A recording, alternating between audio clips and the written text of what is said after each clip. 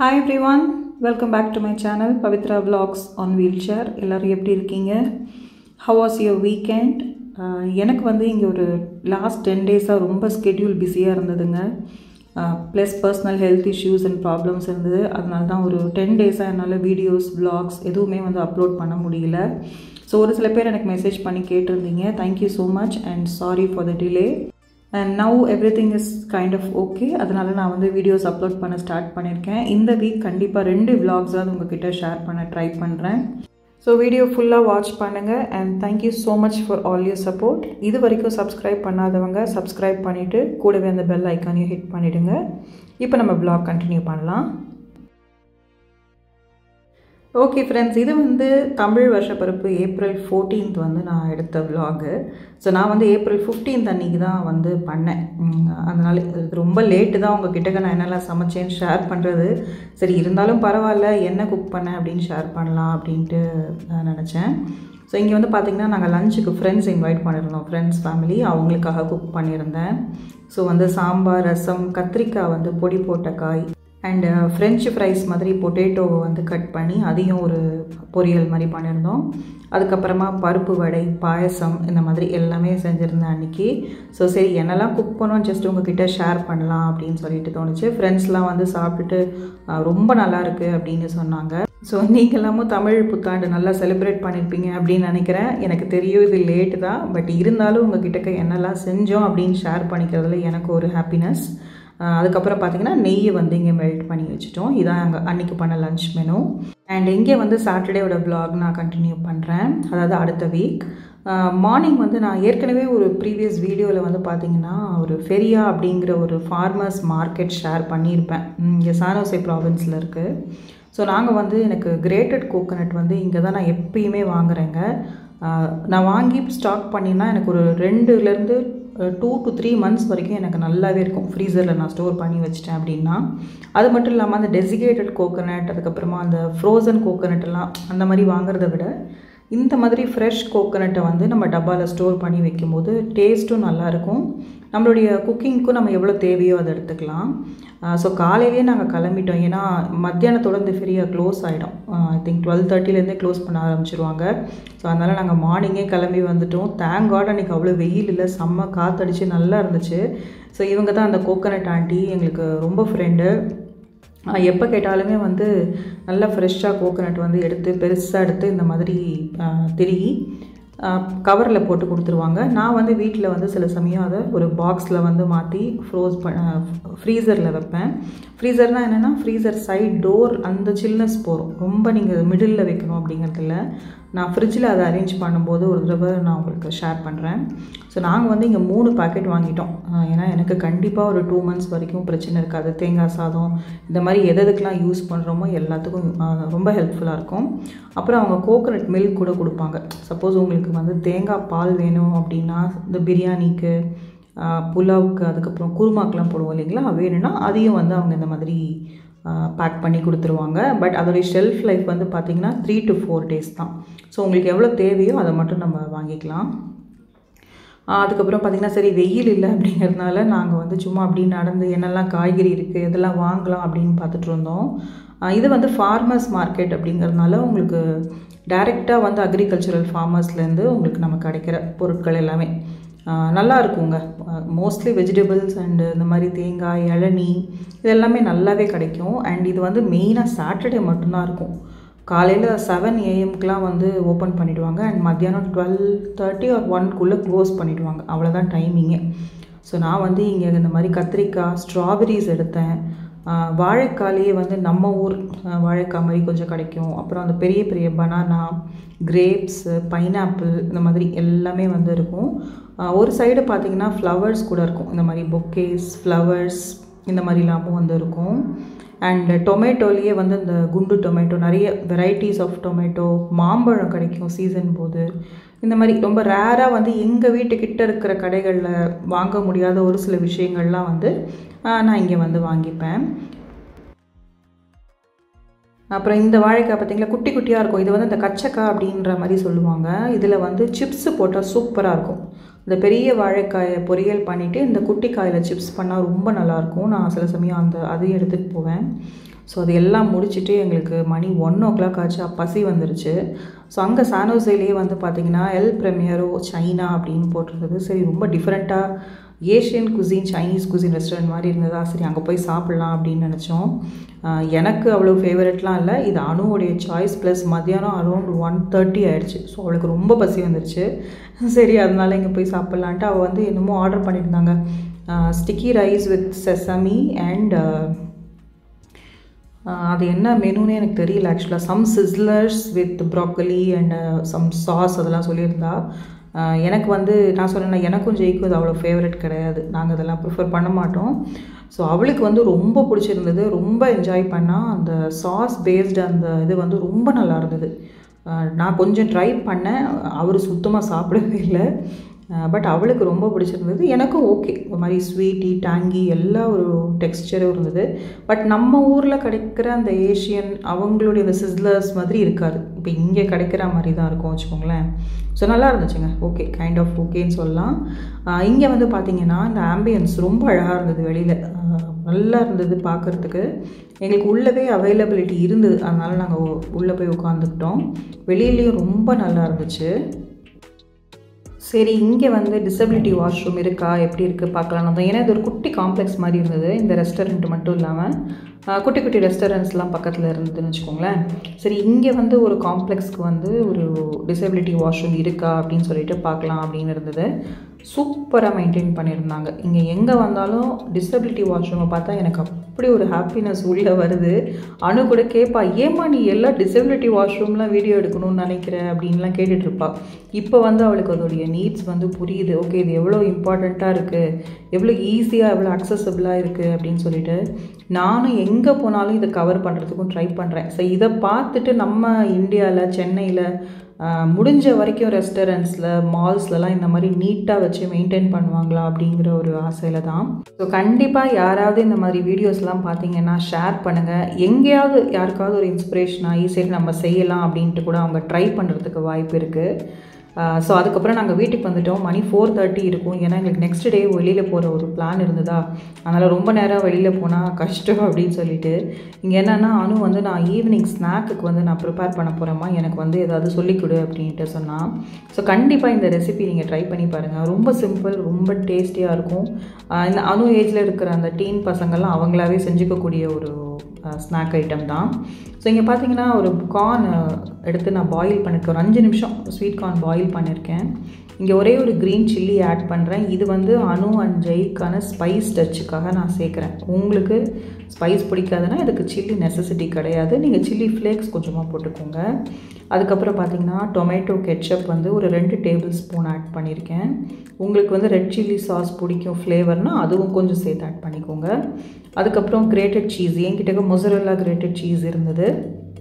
So அது வந்து நல்ல லாவிஷாக எடுத்திருக்கேன், ஏன்னா அனுக்கு ரொம்ப பிடிக்கும் இந்த காம்பினேஷன். ஸோ உங்கள்கிட்ட க்யூப் சீஸ் இருக்குன்னா அதை நீங்கள் கிரேட் பண்ணிக்கலாம். அப்படி இல்லைன்னா உங்கள்கிட்ட அந்த ஸ்லைஸ் சீஸ் இருக்கும்ல அமுலில், அது இருந்ததுனாலும் நீங்கள் அதை அப்படி சும்மா பிச்சு போட்டு நீங்கள் இதோட ஆட் பண்ணிக்கோங்க.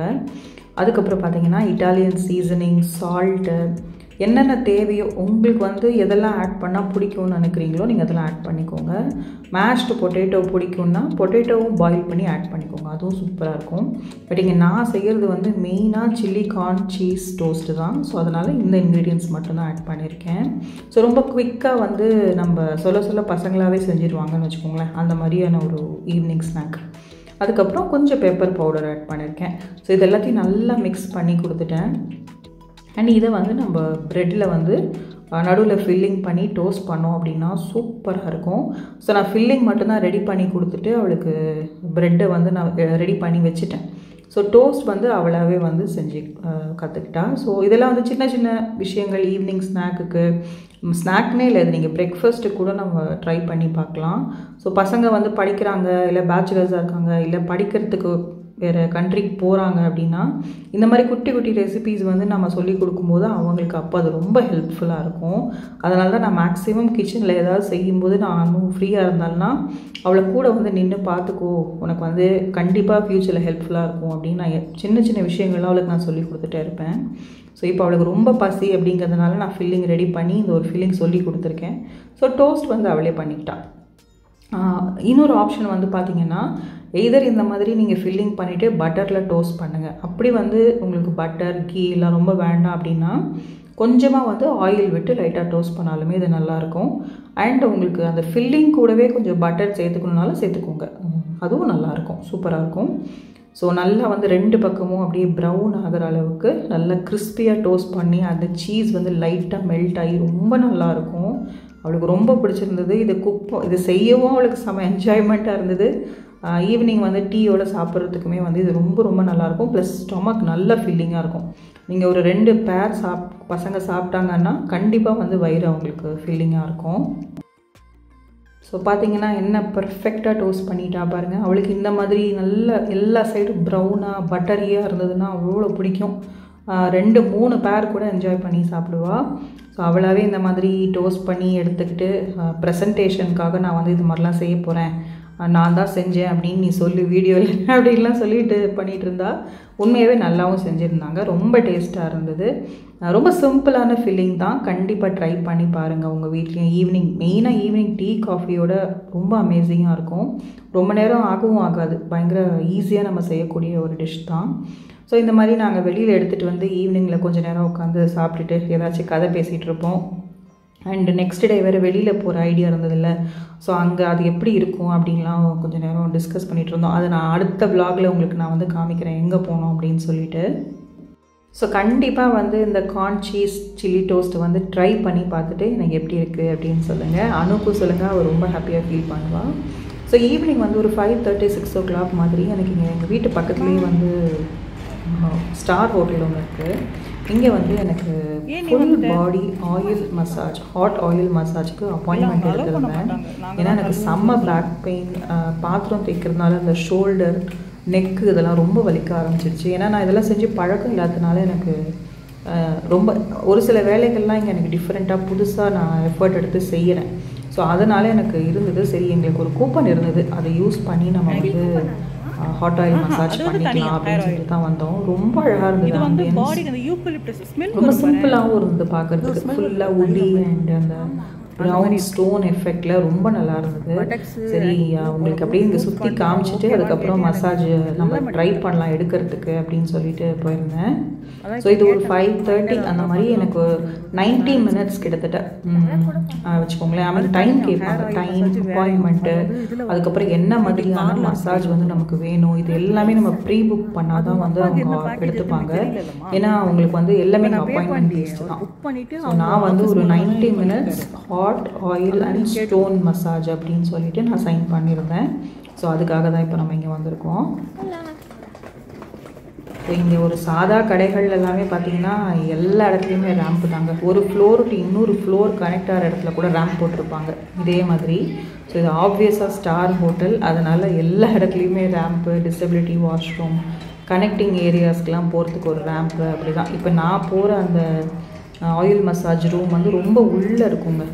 ஃபர்ஸ்ட்லாம் ரூம்ஸ் அப்புறம் ரெஸ்டாரண்ட்ஸ் அப்படி வந்துடும். இது ரொம்ப இன்டீரியராக இருக்கும். இங்கே கூட பார்த்தீங்கன்னா உங்களுக்கு கனெக்டிங் ரேம்ப் வந்துருக்கும். ஸோ நம்ம வந்தாச்சு. இங்கே வந்து பார்த்தீங்கன்னா இதுதான் அந்த மசாஜ் பெட்டு. எனக்கு வந்து இது செம்ம ஹைட்டாக இருந்தது. வீல் சேர்லேருந்து ஷிஃப்ட் ஆகிறதுக்கு எனக்கு கொஞ்சம் கஷ்டமாக இருந்துச்சு. அவங்க என்ன பண்ணாங்க, வெயிட் பண்ணுங்கன்னு சொல்லிட்டு டக்குன்னு ஸ்க்ரூவெல்லாம் லூஸ் பண்ணிவிட்டு பெட்டையே அப்படியே கீழே லெவலாக பண்ணிட்டாங்க. ஜஸ்ட் வீல் சேர்லேருந்து அப்படியே திரும்பி ஏறுற அளவுக்கு பெட்டை டவுன் பண்ணிட்டாங்க. நீங்கள் இங்கே பார்த்தீங்கன்னா தெரியும் உங்களுக்கு, அந்த இடத்துல அவ்வளோ கண்ட்ரோல் இருக்குது. ஐ மீன் ஹைட் அட்ஜஸ்ட்மெண்ட் கண்ட்ரோல் சொல்கிறேன் நான். ஸோ டக்குன்னு 4 பக்கமும் ஸ்க்ரூவை கட்டிட்டு ஆல்மோஸ்ட் தரையிலேருந்து கொஞ்சம் ஹைட்டு, லைக் ஆல்மோஸ்ட் என்னுடைய வீல் சேர் ஹைட்னு வச்சுக்கோங்களேன், அங்கேருந்து அப்படியே நான் திரும்பி ஷிஃப்ட் ஆகிற மாதிரி அவங்க லெவல் பண்ணிட்டாங்க. ஸோ பயங்கர சூப்பராக ட்ரீட் பண்ணாங்க. ஜஸ்ட் 2 minutes கொடுங்க அப்படின்னு அந்த பொண்ணு டக்குன்னு 4 சைடும் போனால் பெட்டை லெவல் பண்ணிவிட்டு வாங்க இப்போ வந்து படுங்க அப்படின்ட்டா. பட் வந்து மசாஜ் பண்ணுறதெல்லாம் ரெக்கார்ட் பண்ணக்கூடாது அப்படின்னு சொல்லிட்டாங்க. என் ஃபோனை வாங்கி வச்சுட்டாங்க. அங்கே பாருங்கள், என் பர்ஸு, இதுதான் அந்த ஹாட் ஆயில் பண்ணுற இடம். இங்கே டைமர் செட் பண்ணிவிடுவாங்க. 90 minutesனால் எக்ஸாக்டாக 90 minutes ஃபுல்லாக மசாஜ் பண்ணுவாங்க. அந்த பிளாக் ஹாட் ஸ்டோனை வச்சு நான் இங்கேருந்து இப்படியே பெட்டில் டவல் போட்டு கவர் பண்ணி சும்மா உங்கள்கிட்ட காமிக்கிறேன். என் வீல் சேர் இருக்குது. பட் அவங்க ரொம்ப ஸ்ட்ரிக்டாக இல்லை, இதெல்லாம் நீங்கள் ரெக்கார்ட் பண்ணக்கூடாது, இது வந்து உங்களுடைய 90 minutes ஆஃப் ரிலாக்ஸிங் டைம், இதில் வந்து நீங்கள் எதையுமே திங்க் பண்ணாதீங்க, ஃபோன்ஸ் எல்லாம் கொடுத்துருங்க அப்படின்னு சொல்லிட்டு எல்லாத்தையுமே வாங்கிட்டாங்க. ஜுவல், ஃபோன், பர்ஸ்லாம் தனியாக வச்சுட்டு சூப்பராக மசாஜ் பண்ணாங்க. அப்போ ஆக்சுவலாக வந்து மசாஜ் பண்ணால் உடம்பு வலி போகும்னு சொல்லுவாங்கள்ல, எனக்கு அப்போ தான் தெரிஞ்சிச்சு எங்கெங்கெல்லாம் எனக்கு வலி இருக்குதுன்னு. ஏன்னா என்னோடய ஃபிங்கர்ஸ் எல்லாம் அவங்க மசாஜ் பண்ணாங்க, கை கால் விரல்களெல்லாம், அங்கெல்லாம் அவ்வளோ வலி இருந்தது எனக்கு. அப்போ நான் ரியலைஸ் பண்ணேன் அதை. ஸோ ரொம்ப நல்லா இருந்தது இந்த therapy. And once a while இந்த மாதிரி நமக்கு ஏதாவது ஆஃபர் கூப்பன்லாம் கிடைக்கும்போது நம்ம அவைல் பண்ணிட்டா I think it will be very good for our health அப்படின்னு சொல்வேன். ஸோ இதை முடிச்சுட்டு நாங்கள் வந்து வீட்டுக்கு வந்துட்டோம். வீட்டுக்கு வந்துட்டு அன்றைக்கி நான் டின்னர் வீட்டில் தான் பண்ணேன். ஏன்னா நெக்ஸ்ட் டே ஃபுல்லாக வெளியில் சாப்பிட போகிறோம் அப்படிங்கிறதுனால மேக்ஸிமம் அன்றைக்கி வந்து ஏன்னா லஞ்சும் வெளியில் சாப்பிட்டோம், அதனால் ஈவினிங் ஸ்நாக்கும் டின்னரும் நான் வந்து வீட்டில் தான் செஞ்சோம்.